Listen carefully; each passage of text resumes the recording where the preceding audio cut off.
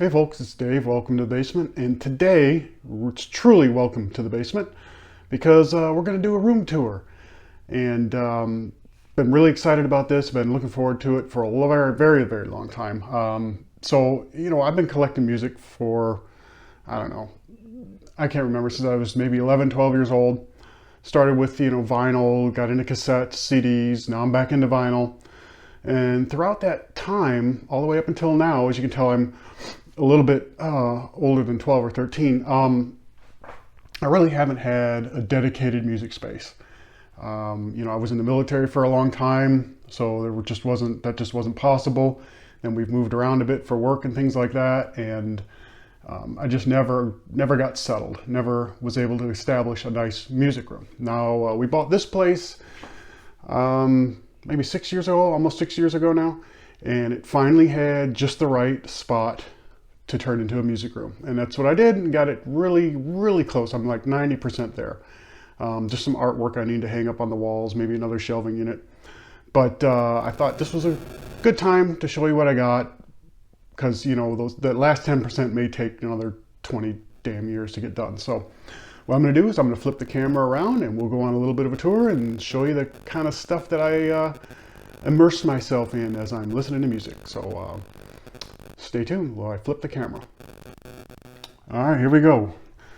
Entering the room here, and as you can see up there on the vinyl junkie.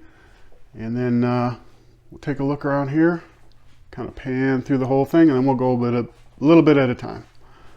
So yeah, this is what I've been working on for the last 6 years. Well, actually it's not been quite that, maybe 3. So yeah, over here, as you can see, that's all the vinyl and memorabilia and stuff. There's my system back there. We'll go talk about that in a little bit. There's the listening lounge, and then all my CDs on this side here, some artwork and things like that. And there's the bass that I abused for many, many years. So let's start over here with the vinyl. Probably got it organized the way most of you do, alphabetical, starting with A, across. I think L's are starting right about here, and finishing up with X, Y, and Z over here. I've got a couple of soundtracks. You can tell I'm not really a big soundtrack guy. Right here are the 7 inches that I've just recently played. These 3 shelves here are things that have been cleaned and not played yet, so you're going to be seeing those in upcoming vinyl updates. And down here I purchased a big collection of like folk and world music, and so I haven't gotten through all that stuff yet, but that's down there. So up top, yep, hard rock, St. Martin, cheesy ass cup. Picked up a drum and maraca from Haiti one time. Now this is something I'm really proud of. These are original. Oh, there I am in the picture. I'll try to get out of it. These are original Gary Grimshaw handbills, advertising shows at the Grandy Ballroom. So we got Wayne Cochran over here, and then we've got with the Rationals also, and then we've got Blood, Sweat, and Tears on this side. So that was some pretty cool stuff there. Really, really enjoy having those. That was a gift from my wife one year. So up here, the Zebra Man, Heavy Metal Parking Lot, Words to Live By. Didn't have the Madonna's an Asshole quote, so that would have been an interesting one to put up there. This box here, yeah, this is just, stickers, buttons, things I've collected from bands and labels and such over the various years.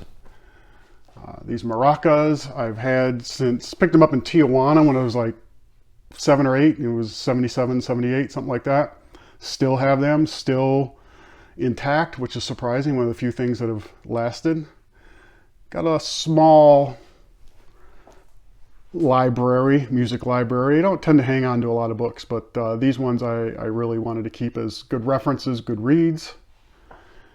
And then over here is my ticket collection. I'm kicking myself because of all the shows that I went to starting from about, again, 11 or 12 up through the 90s. I never kept any stubs. And now, of course, everything's frickin' paper. You don't get stubs. But did the best I could. There's a couple of signatures on there and various other things. So we'll take a step back a little bit. This section over here below the fuse box, that's the CDs that I've recently picked up that I've yet to listen to. And down here on the floor, as you can see, not necessarily the place of honor is the CD player, just kind of a cheap stereo thing. Okay, over here, this worked out pretty cool. My wife found this at an estate sale a couple of years back and asked me if I could do anything with it, and absolutely. Fits several hundred CDs in here, so that's pretty awesome. So this is where A starts, works its way down, and then it goes over to the shelves that we'll look at in a little bit. Got some Bob Seger artwork there alongside. Yep, got to have that. And this box here, this is from when I was 11, 12 years old, full of the first 45s that I bought. Well, I'm not going to open it now because I can't do it one-handed, but so yeah, that's pretty cool. Still have those from when I was a child. Pretty cool lamp there. Got my Starburst clock, gold Sergeant Pepper's. There's a spaghetti lamp that you usually see in the videos. And as you can tell, yeah, this is pretty much where I film from. I take that chair there, plop it right in front of the system. And what I've got is, it's a budget system. I'm not an audiophile, guys. I just like to listen to music. So I got an Audio Technica LP120 as my turntable. Got a JVC RX44 receiver. A pair of Fisher ST740s. Floor speakers. Works great for me. That's fine. I can enjoy it just fine. So yeah, in there, my wife's business room. This is the cleaning station, and down there are all of the LPs that I've yet to get through to cleaning. So yeah, still some more to go. And let's try and take a look back at the room listening setup here. A couple of vintage chairs that I picked up in Grand Rapids at a vintage furniture store. This table here, that's my parents. I can't remember ever not having that in the family. They had it when I was, at least when my memories first emerged, early 70s. So I was able to hang on to that, which is just awesome. Records down here, these are duplicates or things that are just a little bit, that I've upgraded, a little bit too loud. So I'm gonna work on either donating or seeing what I can do with those. And then, yep, CDs, same thing. Alphabetical, starting up here. Well, actually back there in the cabinet, but then I think C's start right about here, work over to here, back, and then we go back up over to here and across. So a few things on here, just that's kind of nothing, you know, just normal knickknacks. Now this is pretty freaking cool. This is Suicidal Tendencies. Back in 86 or 87, there was a hole-in-the-wall record store in Garden City, Michigan called Rock of Ages. It's still there. It's not a hole in the wall anymore, but it used to be. And me and a buddy of mine strolled in there one day after school, and there was these guys sitting at the table. Nobody else in the store didn't know who they were. Definitely some gangbanger-looking guys. And the dude behind the counter was like, "Hey, man, this is Suicidal Tendencies. You need to check them out." So, okay. I just happened to have this piece of paper with me, and there you go. Managed to hold on to that all these years, which is, again, what's surprising. So, all right, let's walk around a little bit here. Got the drip candle going, which is awesome. So got my MC5 concert poster up there, another Stein, got this shadow box. Hey guys, how you doing? A few knickknacks on there. This is pretty cool. Got this at a vintage store in Grand Blanc, Michigan. And then there is the Youngbloods. Another concert poster there. Now, as you can see, I had a little bit of blank wall space down there. I've got a couple of posters. I gotta get up on the wall yet. Got Van Halen and the Stooges, of course, are gonna go up on the wall. Just got to get some frames for them. And over here is just a bunch of old CD promos that I have picked up over the years when I was doing the writing and stuff like that. I got to go through those and sort those out. So yeah, that's about it. This is my sanctuary.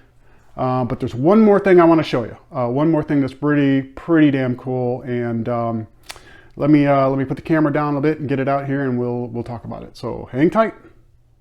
All right, I'm back. And for what was just a transition, for me was several minutes of digging something out of the closet. Okay, so as awesome as those Gary Grimshaw Pokes cards are, this is probably my most prized, absolute prized piece of music memorabilia. And there she is right there. And what is that? This looks like junk, maybe? This is a column head, or there's an architectural term for it, that came out of the Grandy Ballroom here in Detroit, which of course everybody who's familiar with Grandy Ballroom knows the importance of that to the music scene here in Detroit. I'm not really sure how my wife managed this, but this is a gift from her. She, through potentially nefarious connections, was able to get this,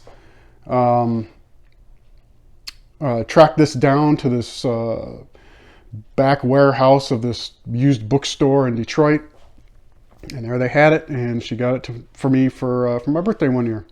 So I'll put a picture up here somewhere so you can compare and see where it actually came from the room. So yeah, this is just awesome. I haven't figured out what we're going to do with it yet. We still got to do some preservation work on it, obviously.